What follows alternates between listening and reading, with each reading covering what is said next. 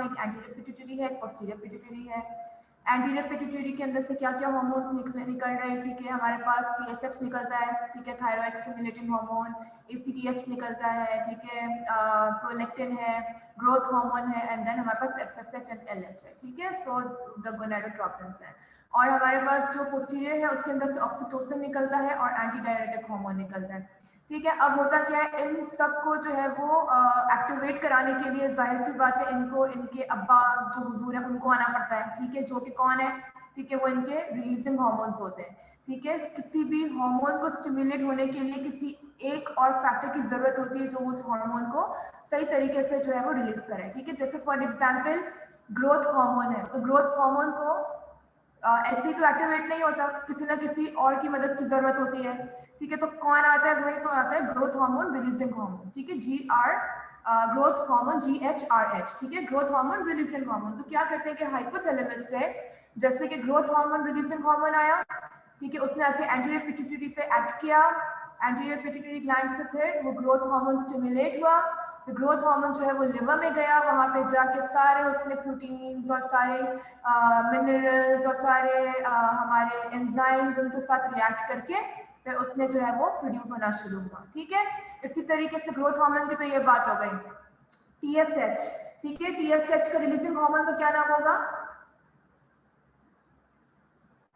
TSH का, ठीक है, तो मैंने तुम लोगों को GHRH बताया रिलीजिंग हार्मोन, अब TSH TRH, वेरी गुड, ठीक है। तो थायराइड रिलीजिंग हार्मोन है, हाइपोथैलेमस से TRH निकला, ठीक है, उसने फिर आके एंटीरियर पिट्यूटरी ग्लैंड को उस पर अटैक किया, ठीक है, उस पर स्टिमुलेट करवाया, फिर TSH को, फिर TSH ने आके अल्टीमेटली थायराइड पे एक्ट किया, ठीक है। इसी तरीके से ACTH है, ACTH के लिए क्या निकलता है, ठीक है, कॉर्टिकोट्रोपिन रिलीजिंग हार्मोन निकलता है, ठीक है, तो वो फिर आके ACTH रिलीज करवाता है। वो कैसे रिलीज कराता है जब हम ACTH के बारे में बात करेंगे।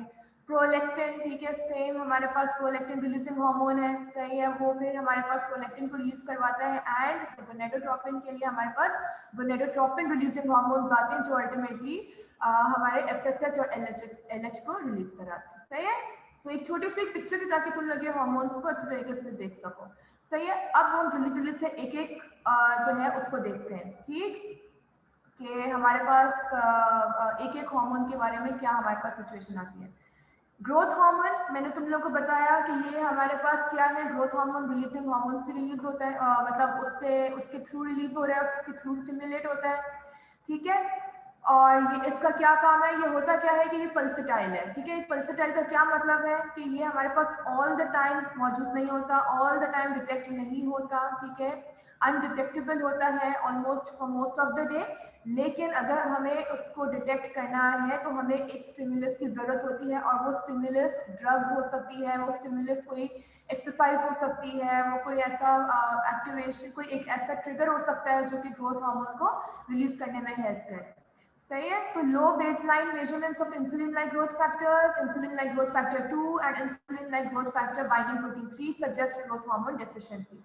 तो ये जो इंसुलिन लाइक ग्रोथ फैक्टर्स हैं, ठीक है, ये हम लोगों को चाहिए ग्रोथ हार्मोन की डेफिशिएंसी, उसकी हाइपर सेक्रीशन, इन सबको डिटेक्ट करने के लिए या ग्रोथ हार्मोन की वजह से कोई भी डिजीज को रूल आउट करने के लिए इंसुलिन लाइक ग्रोथ फैक्टर 1 या IGF-1 ये हमें चाहिए, ठीक है। ये हम इसके बिना पे हम इसको मेजर करते हैं, और इसी के बिना पे फिर हम देखते हैं कि भाई इस बंदे में ग्रोथ हार्मोन डेफिशिएंसी है या हाइपरसेक्रीशन है, ठीक है।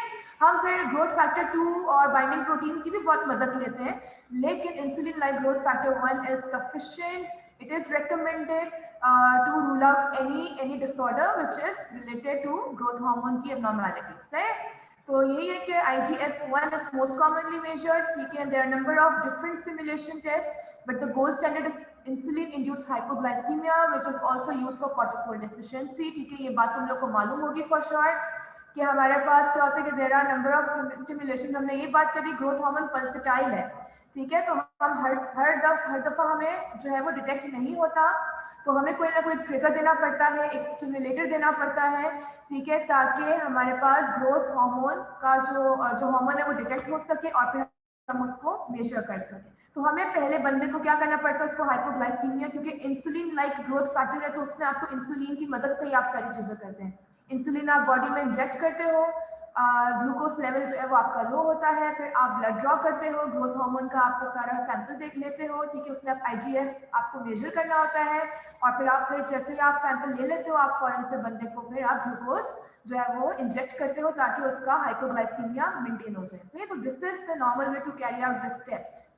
सही है, ओके, आई जस्ट गो, किसी को कोई क्वेश्चन तो नहीं है ना? ठीक है, किसी को कोई क्वेश्चन है तो प्लीज मैं रिकमेंड करूंगी कि at the end of the session पूछ लेना, ड्यूरिंग द सेशन प्लीज नहीं करना, ठीक है, क्योंकि हमेशा वरना मैं ले लेती हूँ ड्यूरिंग द सेशन क्वेश्चंस, लेकिन तुम लोग आखिर में पूछना तो इससे बेहतर, क्योंकि एक एक चल रहा है ना एक सारा, क्योंकि ओवरलैप हो रही है चीजें एक के बाद एक, ठीक है, एंड आई एम श्योर कि इतने क्वेश्चंस होंगे भी नहीं, इट्स वेरी इजी कुछ चीजें याद करने की है, दैट्स इट, ठीक है। तो मेरा ये सजेशन है कि तुम लोग चैट में आखिर में क्वेश्चंस लिखना अपने, अभी ड्यूरिंग द सेशन सिर्फ सुन लो।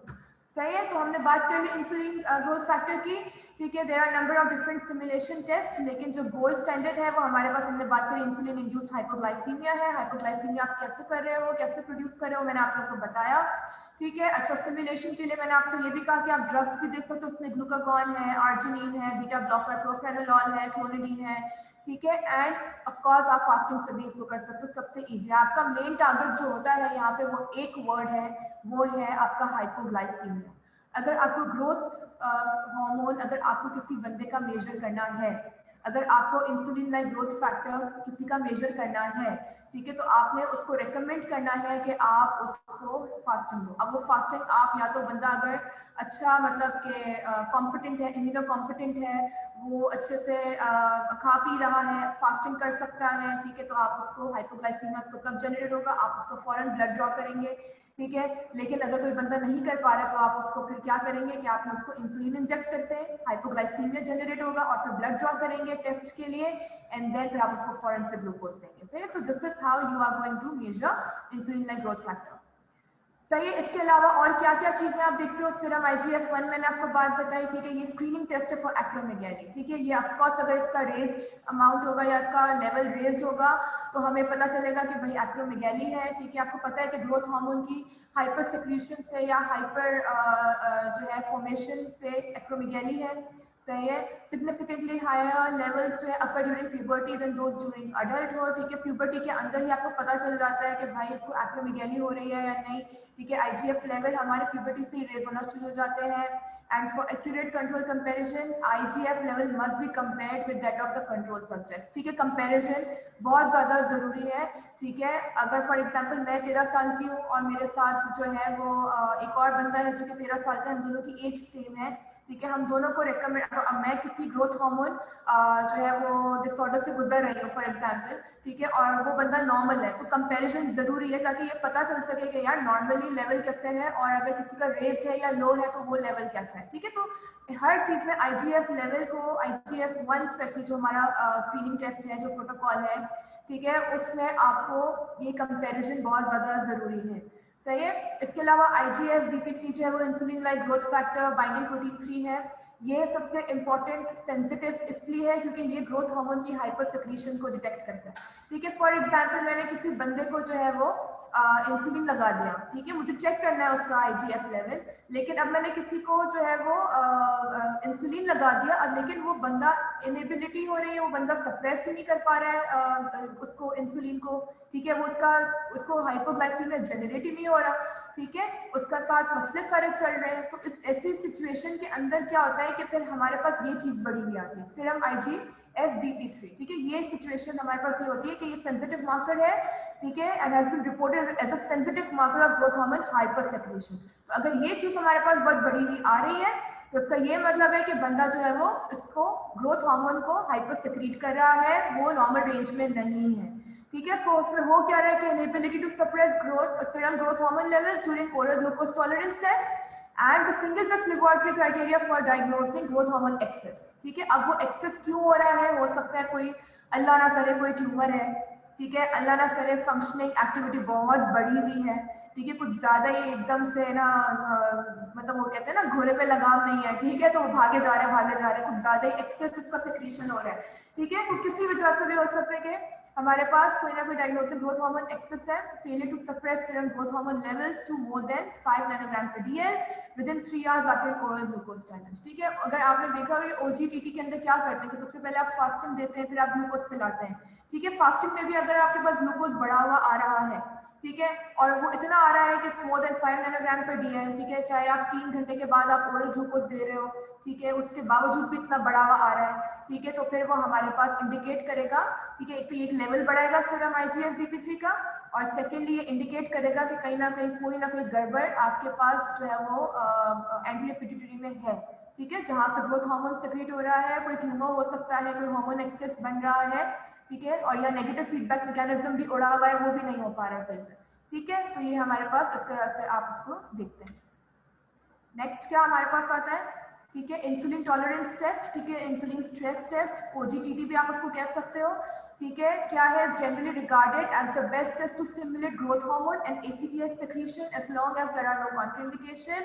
ठीक है, आपने देख ये हम लोग इंसुलिन, मैंने तुम लोग को भी बताया स्टार्टिंग में जो मेरी फर्स्ट स्लाइड थी, ठीक, उसको थोड़ा सा एलैबोरेट किया, वही बात है, लेकिन ये 3-4 पॉइंट्स में और क्लियर हो जाएगा कि क्या हो रहा है इसके अंदर, कि जब भी तुम्हारे पास तुमको जब ग्रोथ हार्मोन टेस्ट करना होता है तो इंसुलिन देते हो। इंसुलिन स्ट्रेस टेस्ट है, इसलिए कि इंसुलिन का स्ट्रेस पड़ रहा है बॉडी में, जो हमारा ब्लड ग्लूकोज लेवल को कम कर रहा है, हाइपोग्लाइसीमिया मेंटेन कर रहा है, और फिर हमें कह रहा है कि भाई आप जो है वो ब्लड को आप उसको ड्रॉ करेंगे, ठीक है, ताकि हमें ग्लूकोज का लेवल पता चले, ठीक है, and then IV glucose is administered ताकि उसका हाइपोग्लाइसीमिया जो है वो कवर अप हो जाए। ठीक है, इंडवेलेंट कैथेटर या cannula should be inserted for duration of test, हम यही करते हैं। और कॉन्ट्राइंडिकेशंस होती हैं इन टेस्ट, इन किस कंडीशंस में, कि अगर कोई बंदा 60 इयर्स एंड अबव है, कोई खुदा न खास्ता किसी कोरोनरी आर्टरी डिजीज से गुजर रहा है, कोई न्यूरोलॉजिकल डिसऑर्डर्स है जिसके अंदर एपिलेप्सी है या हाइपोथायरॉयडिज्म है, ठीक है, हाइपोपिट्यूटरिज्म है, ठीक है, यानी कि आपका पूरा जो है वो anterior and posterior pituitary gland जो है वो आपका तबाह हुआ है, उसमें कोई या बहुत गड़बड़ है, ट्यूमर है बहुत, ठीक है, तो पैन हाइपोपिट्यूटरिज्म हो रही है। ठीक है, तो ये हमारे पास कुछ कॉन्ट्रा इंडिकेशंस है जिसके अंदर हम ये टेस्ट नहीं करते हैं। सही है, सही है, इतना समझ आ गया ना, इतना समझ आ गया ग्रोथ हार्मोन का। सिर्फ हाइपोग्लाइसीमिया वर्ड याद रखना है, ठीक है, how are you going to conduct the test, आपको हाइपोग्लाइसीमिया को अचीव करना जरूरी है, इंसुलिन इंजेक्ट करते हो, ठीक है, और फिर उसके बाद आप ब्लड ड्रॉ करते हो, and then you have to check the IGF levels. ठीक है, हाइपर सेक्रीशन हो रही है, ठीक है, तो उसमें हमारे पास IGF BP3 वो हमारे को हेल्प करेगा डिटेक्ट होने में, ठीक है, उसका लेवल हम चेक करेंगे, क्योंकि उसमें यही हो रहा होगा कि डिस्पाइट ऑफ हाइपोग्लाइसीमिया जो हमारा ग्रोथ हार्मोन सप्रेशन लेवल जो होना चाहिए वो नहीं अचीव हो रहा है, हाइपोग्लाइसीमिया नहीं मिल रहा है, ठीक है, और उसमें क्या हो रहा है कि फिर वो इंडिकेट करेगा कि खुदा ना खास्ता कोई ट्यूमर है या कोई हाइपोसेक्रेशन हो रही है। सिंपल सी इतनी सी बात है, समझ आ गया ग्रोथ हार्मोन।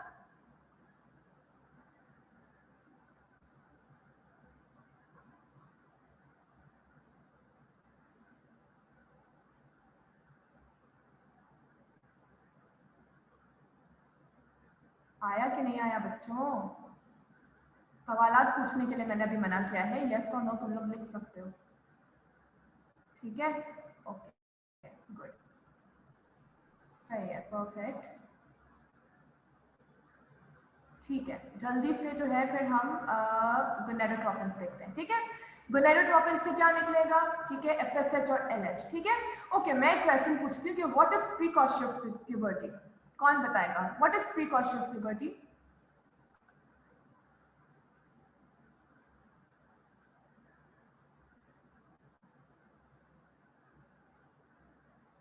हाँ, किसका early onset, early puberty, good, very good, सही है, शाबाश, यही वर्ड सुनना था, early puberty, early onset of puberty is the rose you were about to write that I think.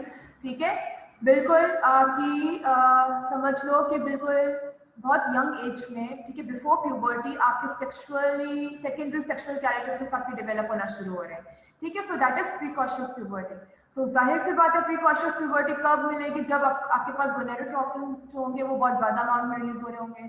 ठीक है। गोनेडोट्रोपिन रिलीजिंग हार्मोन, ठीक है, हाइपोथैलेमस से आया, उसने आके वही एंटीरियर पिट्यूटरी ग्लैंड पे आके अटैक किया, ठीक है, वहां से उसने जो है वो गोनेडोट्रोफिन्स, एफएसएच और एलएच को रिलीज कराया और उन्होंने जाके अपने ओवरीज और टेस्टिस पे जाके अटैक करना शुरू कर दिया और फिर वहां से हमारे सारे फंक्शंस जो है वो कैरी आउट होना शुरू हो गए। अब अगर एलएच और एफएसएच बढ़े हुए होंगे, ज्यादा अमाउंट मिलेगा, तो ऑफकोर्स हमारे पास प्रिकॉशंस प्यूबर्टी होना शुरू हो जाएगी। सही है, तो ये हमारे पास जो रैंडम एलएच है, ठीक है, या रैंडम एफएसएच है, ठीक है, उसका ये मतलब है कि हायर अमाउंट हो, जैसे फॉर एग्जांपल बहुत ज्यादा हाई अमाउंट में रिलीज हो रहा है, so then there will be precocious puberty. And हमारे पास क्या है, random FSH will not distinguish pre puberty, इसको छोड़ दो। इतना याद रखो, दो बातें हैं कि एलएच और एफएसएच, ठीक है, अगर जितने ज्यादा अमाउंट में रिलीज होगा प्रिकॉशंस प्यूबर्टी के चांसेस ज्यादा हैं, जितना कम अमाउंट होगा उतना ही हमारे पास अंडर प्यूबर्टी है, उतनी ही secondary sexual characteristics late develop होंगे, ठीक है। सो लो और pre pubertal levels with high sex steroid levels are found in gonadotropin independent precocious puberty. वही बात हो गई तुम लोगों को बताया मैंने, ठीक है। High sex steroid levels are basically this FSH and LH. And growth hormone releasing hormone stimulation test के लिए आप क्या करते हो कि LH and FSH levels are measured sequentially after GnRH stimulation, ठीक है। तो जब आपको जब रिलीजिंग हार्मोन स्टिमुलेट मिलेगा, जब आपका स्टिमुलेशन आएगी गोनेडोट्रोपिन रिलीजिंग हार्मोन की, तब फिर आपने एलएच और एफएसएच लेवल चेक करना है, ठीक है। And the test is used in the assessment of precocious puberty.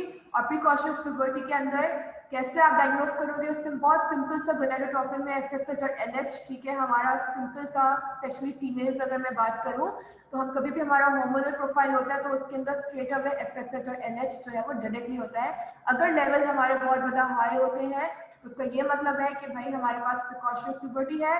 अगर लेवल हमारे लो है, ठीक है, तो उसका ये मतलब है कि अभी, ठीक है, हमारे पास कोई एबनॉर्मेलिटी चल रही है, ठीक है, कोई भी, अब उसमें भी यही हो सकता है कि खुदा ना खास्ता अंदर ही कोई ट्यूमर हो, ठीक है, हाइपोथैलेमस की तरफ से आ रहा हो कुछ, या हमारे पास एंटीरियर पिट्यूटरी की तरफ से कोई ट्यूमर आ रहा हो, ठीक है, या हमारे पास अगेन प्रोडक्शन ही कम हो रही है, ठीक है, या नेगेटिव फीडबैक मैकेनिज्म अचीव हो रहा है या हो ही नहीं रहा है, सही है।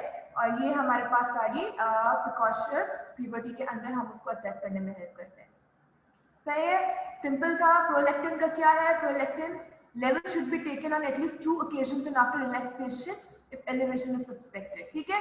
हमेशा प्रोलैक्टिन को तभी लेते हैं जब बंदा रिलैक्स हो। नंबर 1, उसको स्ट्रेस में लेने का फायदा नहीं है, अगर स्ट्रेस में लोगे तो रिजल्ट्स बहुत गड़बड़ आते हैं, ठीक है। अगर आपको ऐसा लगता है कि किसी बंदे का प्रोलैक्टिन लेवल, ठीक है, आप उसकी अपीयर, प्रोलैक्टिन लेवल आपको बहुत सारी चीजों से पता चल सकता है ना, खुदा ना खास्ता किसी को गायनेकोमैस्टिया है, ठीक है, या आप ये देख रहे हो कि यार इनफर्टिलिटी है फॉर एग्जांपल किसी को भी, चलो ठीक है, तो क्या आप कहते हो, आप बोलते हो ना कि जरा थोड़ा सा आप सस्पेक्ट कर रहे हो कि यार मुझे लग रहा है इसका प्रोलैक्टिन लेवल बढ़ा हुआ हो सकता है, तो आप कैसे इसको कम्युनिकेट करोगे, आप कहोगे कि भाई आपने पहले 1 दिन 2 दिन अपना को रिलैक्स करना है। रिलैक्सेशन किस वजह से ले सकते हो, आप उसको बहुत सारी चीजें बोल सकते हो कि यार इस तरह से अपने आप को रिलैक्स करो, ठीक है, रिलैक्सेशन दोगे एंड देन फिर आप उसका टेस्ट कैरी आउट करोगे, सही। तो सिंगल प्रोलैक्टिन मेजरमेंट में be sufficient if the value is more than 200 microgram पर एल, ठीक है, तो इतना लेवल आपका होना चाहिए। हायर लेवल जो है वो हर जगह का वैरी करता है और लोअर लेवल इससे ऑफ कोर्स 200 से कम है, तो फिर वो इसका मतलब है कि रिड्यूस्ड प्रोलैक्टिन है।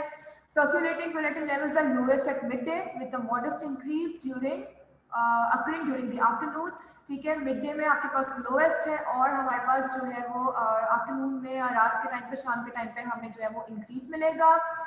प्रोलैक्टिन लेवल्स इंक्रीज कब होंगे, रात की ही बात हुई है तो किस चीज में ज्यादा, ठीक है, कोई बंदा एक्सट्रीम स्ट्रेस में जा रहा है, ठीक है, या खाना खाने के बाद बहुत दबा के खाना खा लिया है मजे की, भाई इतने दिन से जो है वो घर में सब्जी और टिंडे खा रहे हो, बाहर जाके आज खूब बिरयानी फोड़ के आ गए हो, कुरमा फोड़ के आ गए हो, ठीक है, तो उसके अंदर बहुत ज्यादा लेवल्स आपके हैं और प्लस जब आप बहुत ज्यादा आपकी जो रैम स्लीप आ रही है, ठीक है, रैपिड आई मूवमेंट आ रही है स्लीप में, ठीक है, तब आपके पास प्रोलैक्टिन लेवल्स बढ़ते हैं।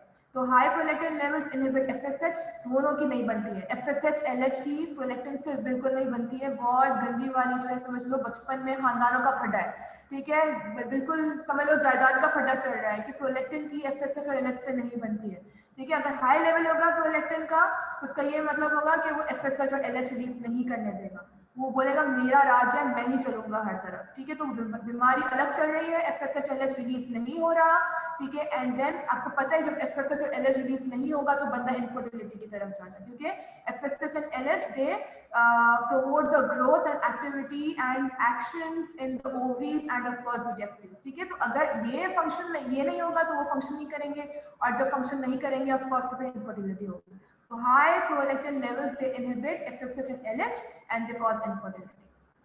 सबसे ये सबसे इजी, ठीक है. TRH सबसे कॉमन चीज है. TRH क्या है? Thyrotropin releasing hormone. ठीक है, क्या करेगा? अगेन वही हमारे पास हाइपोथैलेमस से निकला, उसने आके एंटीरियर पिट्यूटरी ग्लैंड पे अटैक किया और उसमें से हमारे प्यारे से जो है वो TSH को उसने रिलीज कराया. ठीक है, और उससे TSH का किसके फंक्शन को मेंटेन करेगा? थायराइड. सही है. TSH का लेवल जब बहुत बढ़ा हुआ होता है तब आप हाइपोथायरॉयडिज्म देखते हो, जब TSH का लेवल बहुत कम होता है तो आप हाइपरथायरॉयडिज्म देखते हो. ठीक है, तो वो किसके साथ काम करता है? वो सारे जो हमारे पास T3 T4 है उससे के साथ मिलता है. ठीक है, तो T3 T4 बढ़ा हुआ है, ठीक है, और TSH कम है तो आपके पास हाइपरथायरॉयडिज्म है. और अगर आपके पास T3 T4 कम है, सॉरी बढ़ा हुआ है, और आपके पास TSH कम है तो आपके पास हाइपर है. ठीक है, और उल्टा भी आप बोल सकते हो हाइपो के लिए. सही है, तो क्या होता है कि patient with normal function of the hypothalamic pituitary axis respond by increasing the level of TSH following TRH injection. सही है, वही बात है. Patients with compromised HPA which is hypothalamic pituitary axis function में एग्जिबिट डिलेड, ब्लंटेड और absent response to TRH administration. ठीक है, अगर किसी का HPA hypothalamic pituitary axis compromise है, उसको दुनिया भर की चीजें दे दो, दवाइयां दे दो, ठीक है, TRH का एडमिनिस्ट्रेशन का कोई फायदा नहीं होगा. ठीक है, अगर खुदा ना खास्ता कोई HPA फंक्शन किसी, सबसे कॉमन हमारे पास जो है ना एंटीरियर पिट्यूटरी ग्लैंड के अंदर एडेनोमास ही होता है, pituitary adenoma, that is the tumour. ठीक है, कोई ट्यूमर की वजह से ही हम सबसे ज्यादा कॉमनली देखते हैं कि कोई फंक्शन हमारा डिस्टर्ब हो रहा है तो सबसे पहले हमारे दिमाग में जो है वो ट्यूमर ही आता है. सही है, तो अब उसको जितनी भी दवाइयां दे दो, जितना भी TRH दे दो, कोई फायदा नहीं है. ठीक है, अगर वो हाइपोथैलेमस में अगर आप हाइपोथैलेमस से एक्टिविटी करता हुआ आ भी रहा है तो भी वो एंटीरियर पिट्यूटरी तक नहीं पहुंच पाएगा क्योंकि उधर इतना बड़ा ट्यूमर पड़ा हुआ होगा तो फायदा ही नहीं है. सही है, तो TRH stimulation test would be useful in diagnosis of central hypothyroidism specially if ये ठीक है, इफ फ्री T4 और TSH आर लो नॉर्मल. ठीक है, मैं तुम लोग को ये बात बता दी कि T3 T4 लेवल्स के साथ बहुत अच्छी इसकी बनती है. Of course TSH T3 T4 जब भी खुदा ना खास्ता किसी को हाइपोथायरॉयडिज्म या हाइपरथायरॉयडिज्म डायग्नोस करना होता है तो हमें ये तीन चीजें देखना जरूरी होती है, T3 T4 एंड TSH. सही है, तो TRH हमारे पास एंटीरियर पिट्यूटरी ग्लैंड, ठीक है, वहां से स्टिमुलेट किया उसने TSH को, TSH ने थायराइड पे जाके अटैक किया, उसने हार्मोन्स के साथ मिलके हाइपरथायरॉयडिज्म और हाइपोथायरॉयडिज्म को डायग्नोस करने में आपकी मदद कर दी. सही है, so whenever you guys go for a test जो भी जाएगा तो TRH स्टिमुलेशन टेस्ट तो होता ही होता है. दूसरा साथ में हमें मेनली हमें हाइपर हाइपो के लिए थायराइड हार्मोन्स एंड TSH देखने पड़ते हैं और वो TSH हमें मिलता है TRH की वजह से. सही है, इतना समझ आ गया. अभी थोड़ा सा ACTH की तरफ चलते, थोड़ा सा कॉम्प्लिकेटेड है.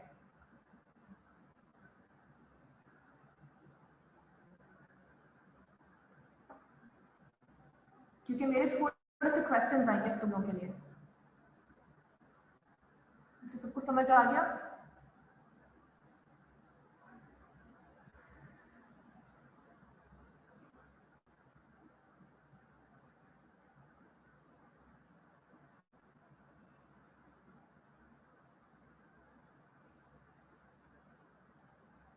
ओके, एक ही को समझ आया अभी तक? Roll number 78.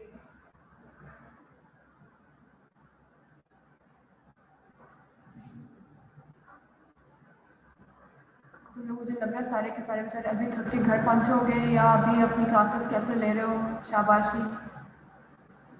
ठीक है, ओके, आई थिंक मुझे लग रहा है कि तुम लोग को समझ आ गया है. We be revising it also so और भी ज़्यादा क्लियर हो जाएगा. ठीक है, तो एड्रीनल हार्मोन, ठीक है, चलो मैंने बात करी थी कि कॉर्टिकोट्रोपिन रिलीजिंग हार्मोन CRH से हमें क्या हुआ उसके अंदर. ठीक है, CRH के अंदर, ठीक है, हाइपोथैलेमस में CRH स्टिमुलेट हुआ, वहां से हमारे पास आया ACTH. सही है, ACTH कैसे आया? क्योंकि उसने जो CRH है उसने एंटीरियर पिट्यूटरी ग्लैंड पर अटैक किया एज यूजुअल. ठीक है, वहां से हमें ACTH मिला. ठीक है, ACTH कहाँ पे अटैक करेगा? कौन से ग्लैंड को अटैक करता है? किस पे एक्टिविटी देता है अपनी? ACTH जो है वो कौन से ग्लैंड पे आके अटैक करता है या कौन से ग्लैंड का फंक्शन संभालता है? Very good, adrenal. शाबाश. ठीक है, एड्रीनल ग्लैंड के फंक्शन को संभालता है. सही है, अब एड्रीनल का हमारे पास जो ग्लैंड है वो इतना शरीफ नहीं है, इतना अच्छा नहीं है जैसे TSH थे, वो थायराइड वाला था TRH, और ग्रोथ हार्मोन वाला, ठीक है, के वहीं पर ही आपके उसने लिवर पे चल के सारी ग्रोथ बता दी, ठीक है, और FSH-LH था कि ओवरीज और टेस्टिस पे ऐसा, ACTH बहुत शाना, बहुत खतरनाक, ठीक है। एड्रिनल ग्लैंड के अंदर भी जो है ना हमारे पास क्या क्या चीजें निकलती है कि वो कहाँ के कौन कौन से हार्मोन्स को बाहर निकालता है। ACTH से हमारे सबसे इंपॉर्टेंट तो कोर्टिसोल है, ठीक है। इसके अलावा और दो हार्मोन्स हैं, एंड्रोजन्स एंड एल्डोस्टेरोन है। तो कोर्टिसोल कहाँ से रिलीज होता है, एड्रिनल ग्लैंड के कौन से पार्ट से रिलीज होता है?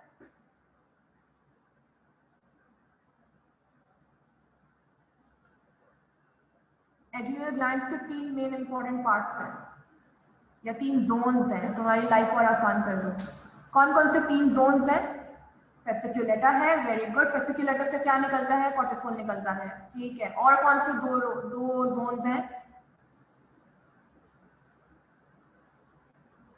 ग्लोमेरुलोसा, उससे क्या निकलता है ग्लोमेरुलोसा से?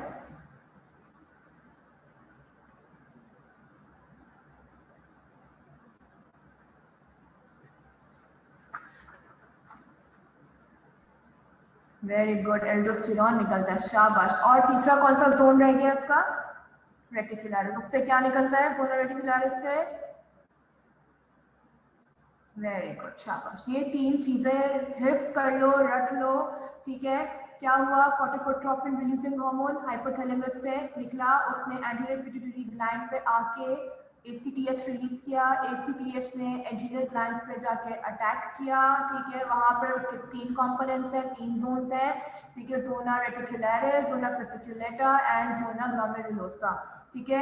रेटिकुलरिस और ग्लोमेरुलोसा का हमें अभी कोई काम नहीं है, लेकिन उसके हार्मोन्स कौन कौन से निकलते हैं ये पता होना चाहिए, ठीक है। ग्लोमेरुलोसा से जो है वो हमारे पास निकलता है एल्डोस्टेरोन, और हमारे पास जो एंड्रोजन्स है वो रेटिकुलरिस से निकलता है। हम लोग अभी यहाँ पे बात करें फेसिकुलेटा की, क्योंकि हमें कोर्टिसोल चाहिए, ठीक है। तो ये 3 जोन्स के अंदर से 3 हार्मोन्स निकलते हैं, दैट्स इट। इतना ये तुम लोगों को पता होना चाहिए कि कौन से जोन से कौन सा हार्मोन निकलता है, सही है। तो ACTH में हमें क्या लेवल मिलेगा? ज्यादा, ऑफ कोर्स हमें कोर्टिसोल लेवल मिलेगा, ठीक है। तो an increased ACTH result can be that a person has Cushing disease, Addison disease, overactive tumour forming endocrine glands, ठीक है, और एक्टोपिक ACTH प्रोड्यूसिंग ट्यूमर्स, ठीक है।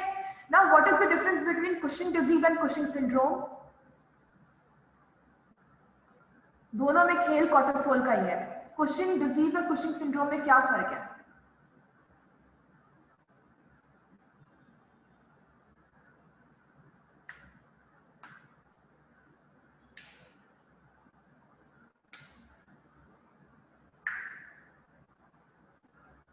ओए होए यार, डिजीज मींस पिट्यूटरी, तो कुशिंग सिंड्रोम में पिट्यूटरी का कोई रोल नहीं होगा?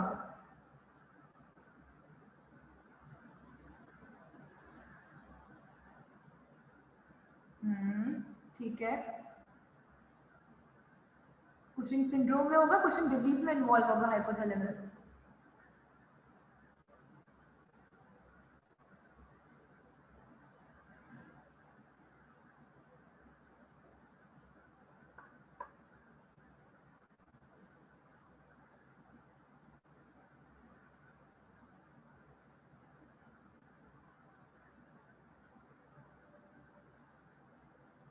कुशिंग सिंड्रोम में हाइपोथैलेमस इन्वॉल्व होगा कि कुशिंग डिजीज में होगा?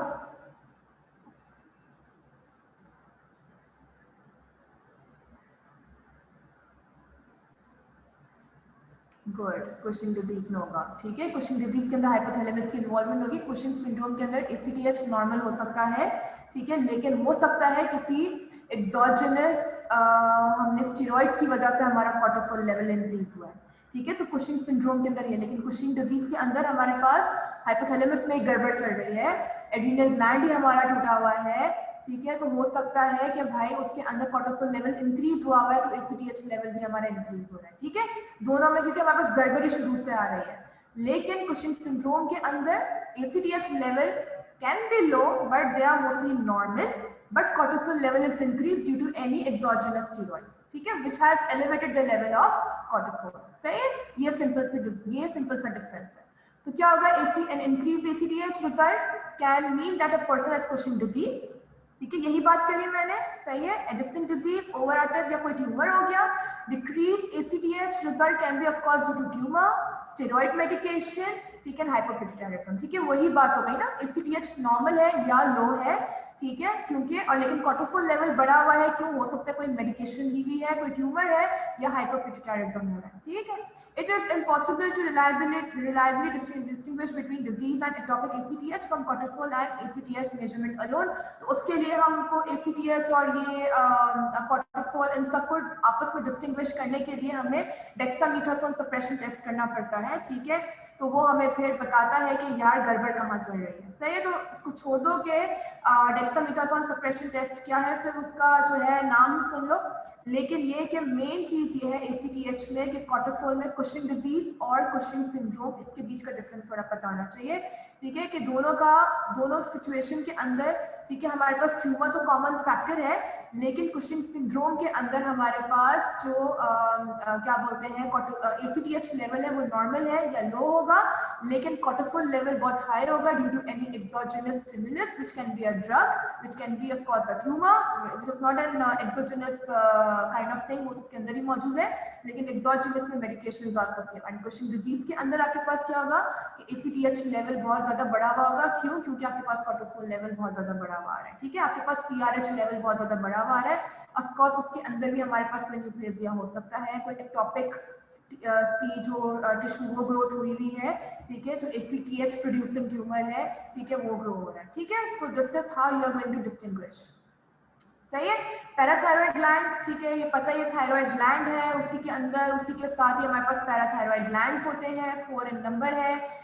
ठीक है, क्या काम होता है पैराथायरॉयड ग्लैंड का? सबसे अच्छा काम इसका ये है कि PTH निकालता है। ठीक है, पैराथायरॉयड हार्मोन, पैराथायरॉयड हार्मोन कब जागता है? जब कैल्शियम सो जाता है या कैल्शियम की कमी होना शुरू हो जाती है बॉडी में। ठीक है, तो ये क्या करता है, बहुत चालाक होता है, इसको छुपा के रखा जाता है कि जब बॉडी में खुदा ना खासा कभी भी कैल्शियम की कमी होती है, PTH सीधा सीधा जाके बोन्स पे जाके ऑस्टियोक्लास्ट से दोस्ती करता है। ठीक है, उससे सारा कैल्शियम निकालता है और बॉडी को सप्लाई करता है। ठीक है, तो उसका काम है कि कैल्शियम होमोस्टेसिस ऑफ ब्लड, ठीक है, बॉडी के अंदर ब्लड के अंदर कैल्शियम की होमोस्टेसिस को मेंटेन करना है। ठीक है, एंड हाइपर कैल्सीमिक हार्मोन भी कहते हैं इसको। क्यों कहते हैं भाई? इसका काम ये है कि वो कैल्शियम का जो है वो बहुत ही उसके बगैर रह नहीं सकता। ठीक है, तो वो तभी मतलब उसका जिगरा यार है, जिगरी दोस्त है इसका, कि उसके बगैर रह नहीं सकता।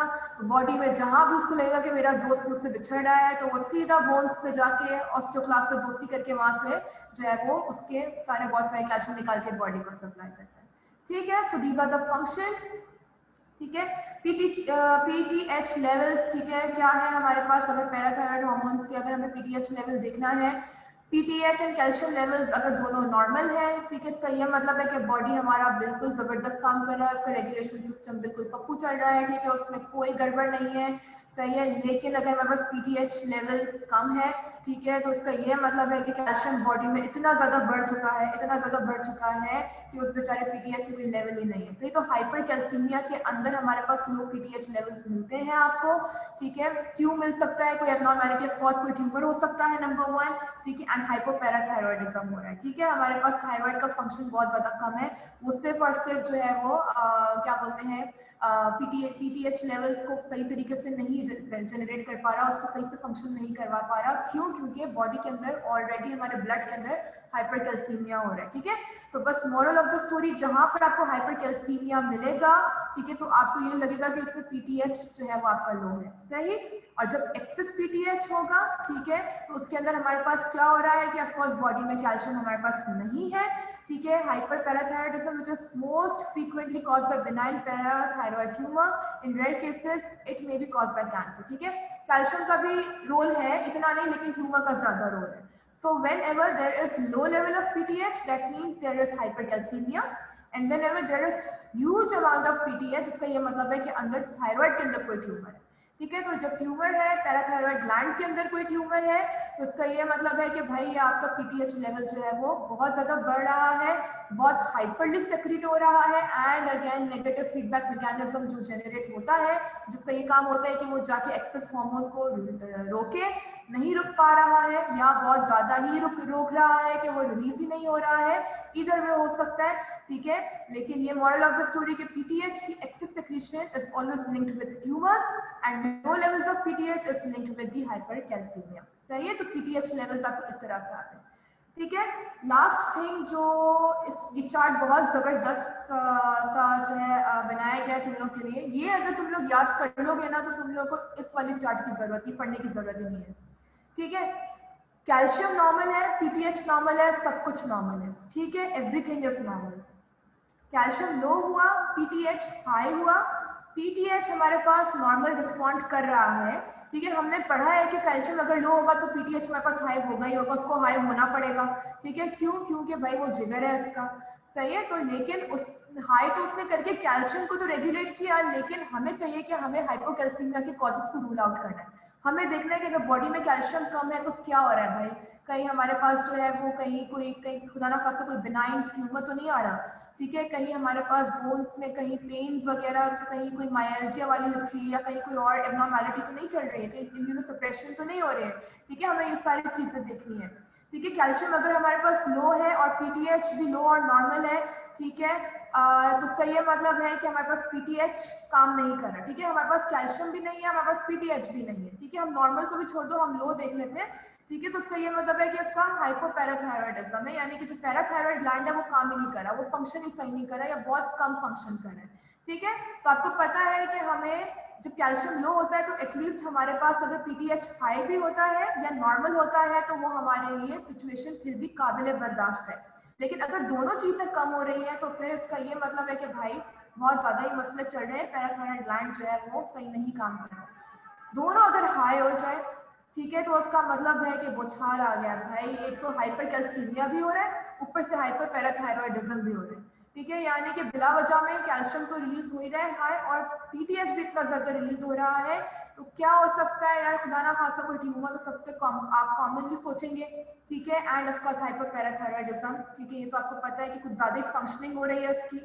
सही है, जब आपके पास कैल्शियम हाई हो और पीटीएच लो हो, ठीक है, सही है, पीटीएच जो है वो आपका रिस्पॉन्ड तो करे, ये और ये दोनों सेम पॉइंट है, सेकंड पॉइंट और सेकंड लास्ट पॉइंट, लेकिन काउंटर बैक हो गया है। एक लो था कैल्शियम तो पीटीएच ने बचाया, लेकिन कैल्शियम हाई है।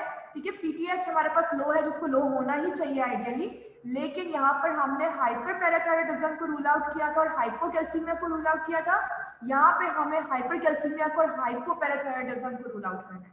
ठीक है, हमें ये देखना है कि यार अगर पीटीएच लो हो रहा है तो खुदा ना खास्ता हमारे पास कोई जरूरी है कि क्या जो कैल्शियम हाई हो रहा है वो पैराथायरॉयड की वजह से हो रहा है या पैराथायरॉयड की वजह से नहीं हो रहा है। ठीक है, so you have to check for the non parathyroid related causes of elevated calcium and the related causes of elevated calcium whatsoever. ठीक है, तो ये आपको इस तरह से रूल आउट करना है। ठीक है, और अगर हमारे पास कैल्शियम नॉर्मल है और पीटीएच हमारे पास हाई है, ठीक है, तो उसमें डेफिनेटली हमारे पास हाइपर पैराथायरॉयडिज्म। ठीक है, बस इसमें कुछ भी नहीं कर सकते हो कि हमारे पास सब चीजें नॉर्मल चल रही, लेकिन बिला वजह के इसको जो है ना मस्ती सूझी हुई है, बिला वजह का इसमें हाई हो गया है। ठीक है, बहुत ज्यादा इसकी क्वांटिटी मिल गई है, तो हाइपर पैराथायरॉयडिज्म की क्लियर कट पिक्चर है। ठीक है, अगेन दफा रिपीट कर रही हूँ, दोनों चीजें नॉर्मल हो गई, पीटीएच भी कैल्शियम भी, सब चीजें नॉर्मल है। कैल्शियम लो है, पीटीएच ने आके जान बचाने के लिए हाई हुआ वो। ठीक है, तो उसने क्या किया कि भाई पता है कि पीटीएच जो है वो नॉर्मल है नंबर 1, क्योंकि कैल्शियम के अगेंस्ट हो जाता है, लेकिन हाइपोकैल्सीमिया को और हाइपर अगर बहुत ज्यादा है तो हाइपर पैराथायरॉयडिज्म को भी रूल आउट कर लेना जरूरी है, अगर आपको बहुत ज्यादा हाई अमाउंट में मिलता है तो। ठीक है, नॉर्मल कैल्शियम भी लो है और पीटीएच भी लो है, तो इसका ये मतलब है कि हाइपोपैराथायरॉयडिज्म हो रहा है, पीटीएच सही तरीके से नहीं निकल रहा है, तो दोनों सूरतों को आपको रूल आउट करना है, हाइपोकैल्सीमिया को भी और हाइपोपैराथायरॉयडिज्म को भी। कैल्शियम बहुत ज्यादा हाई है, पीटीएच भी हाई है, भाई दोनों बहुत मसले हैं, आपको दोनों चीजों को देखना है। ट्यूमर हो सकता है खुदा ना खास्ता, क्योंकि हाइपर पैराथायरॉयडिज्म भी हो रहा है, हाइपर कैल्सीमिया भी हो रहा है। ठीक है, तो आपने दोनों को रूल आउट करना है। कैल्शियम बहुत ज्यादा हाई है, पीटीएच बहुत ज्यादा लो है। ठीक है, तो पीटीएच ठीक है नॉर्मली काम कर रहा है, लेकिन क्या हाइपर कैल्सीमिया को रूल आउट जरूर करना है कि ये जो हो रहा है हाई वो कहीं हाइपर पैराथायरॉयडिज्म की वजह से हो रहा है या नॉन हाइपर पैराथायरॉयडिज्म की वजह से, या नॉन जो है पैराथायरॉयड इश्यूज की वजह से हो रहा है। ठीक है, एंड अगेन अगर नॉर्मल है कैल्शियम और हमारे पास पीटीएच बढ़ा हुआ है, उसका मतलब है कि हमारे पास हाइपर पैराथायरॉयडिज्म है। ठीक है, सो अब बताओ तुम लोगों के क्या सवाल है।